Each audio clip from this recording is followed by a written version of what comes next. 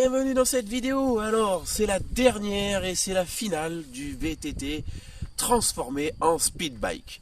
Alors le Rock Rider 520 de Decathlon, bon, il a dû subir quelques petites modifications parce que finalement ça reste quand même un vélo standard et bon, il faut avouer quand même que c'est pas trop fait pour, tu vois.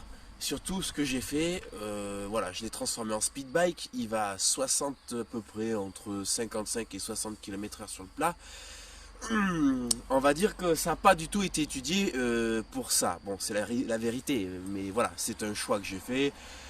Je suis parti sur un vélo à 300 € et non pas à 500 ou à 2000 ou 3000, tu vois. Tu vois, j'ai changé les disques de frein parce que regarde ce qui se passe quand tu roules vite. C'est-à-dire que les disques brûlent. Enfin, tu vois, ça te montre vraiment que je roule à une vitesse qui n'est pas raisonnable. Mais bon, ça c'est un choix personnel. Mais voilà, dans l'état de mes disques, au bout de 413 km. Bon, au bout de 400 km, voilà l'état des disques dans l'état qu'ils sont. En sachant que je les ai déjà retirés il y a une semaine et demie. Donc, tu vois bien que voilà, dès que tu dépasses les 45 km/h, ça part en couille totale. Bon, donc niveau sécurité, du coup, regarde bien ce qui s'est passé, c'est que j'y ai mis des disques, des disques, on se demande si c'est pas des disques de moto, mais bon voilà, c'est du 203, c'est très gros, en disque flottant et frein hydraulique.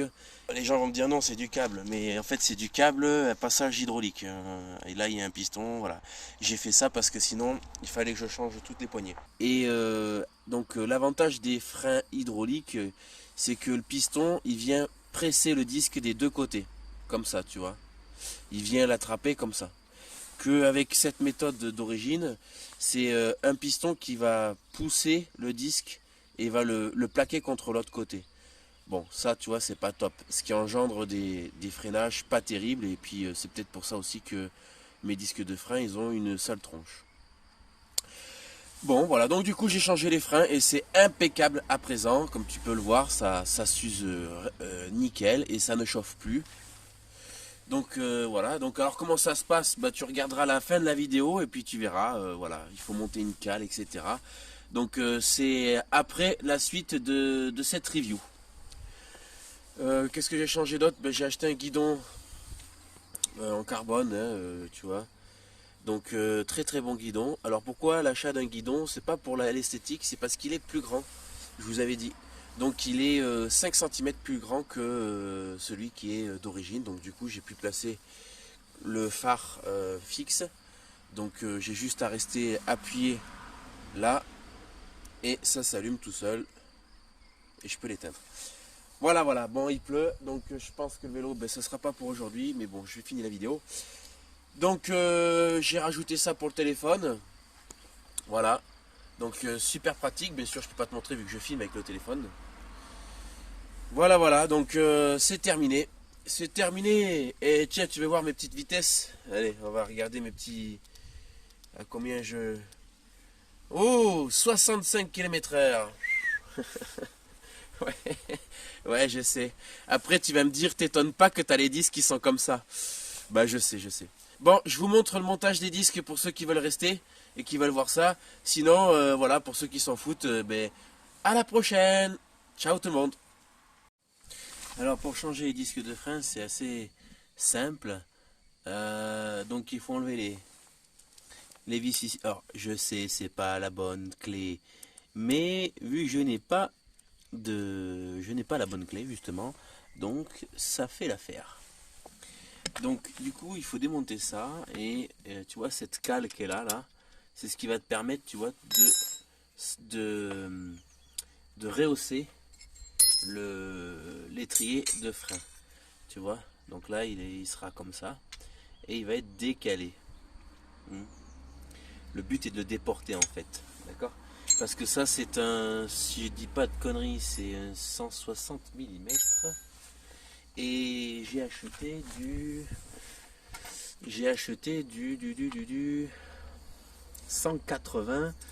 Et j'ai, pour l'arrière et l'avant, j'ai acheté du 203, ouais, j'ai vu un peu grand, je sais.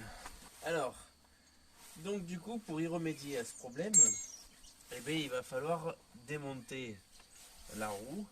Et ça tombe bien parce que vu que c'est une roue avec un moteur, vous l'avez peut-être jamais vu. Donc du coup, ça va être l'occasion de filmer ça. Alors, c'est pas simple, et honnêtement, c'est pas simple. 20, je crois. Même pas 18.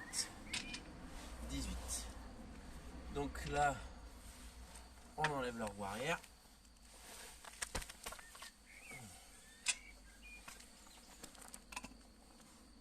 Là, on débranche le moteur. Clé, parce que tu peux pas y accéder comme tu veux. Il faut une clé. Ah, je sais même plus comment ça s'appelle. Bon Dieu divine. Alors, une fois ton disque dévissé, il tient plus. Et ben là, c'est pas compliqué. Tu lèves la roue, tu sors le disque.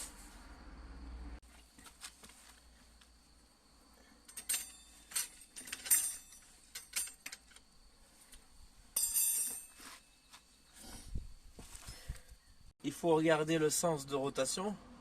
Il y a un sens. Il faut faire attention au sens.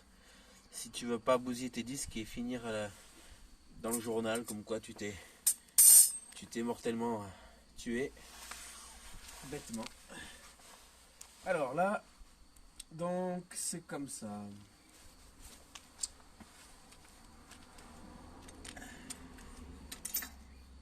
Voilà.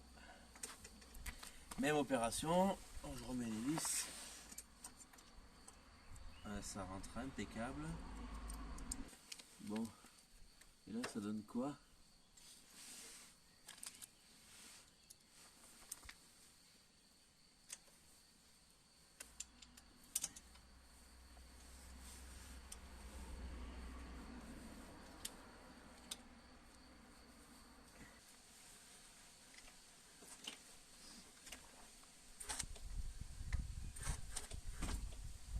Ça freine.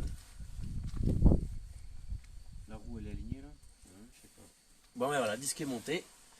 Donc voilà le travail. Donc deux rondelles. Je ne sais pas pourquoi c'est fourni. Je déconne pas, hein, regardez. Hein. Il y a une rondelle sur chaque vis, plus 4 rondelles pour ajuster la hauteur.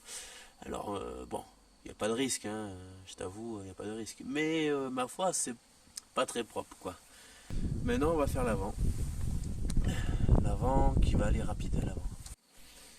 Alors regarde l'engin, assez surdimensionné. Ouais, c'est survitaminé. Hein. Bon, la roue une fois montée, on met la cale. Donc la cale. Donc le up en haut et ça. Ah oui, attends, on va faire 100 rondelles.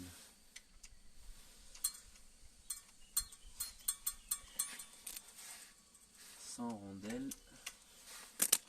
On va voir ce que ça donne.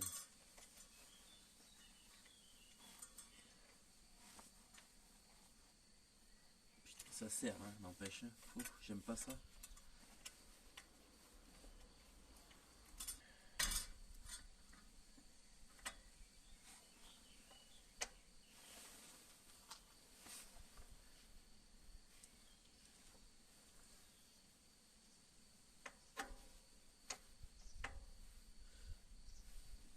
Ah, faut les rondelles. Alors, les vis, la visserie. Ouais. Il faut des rondelles.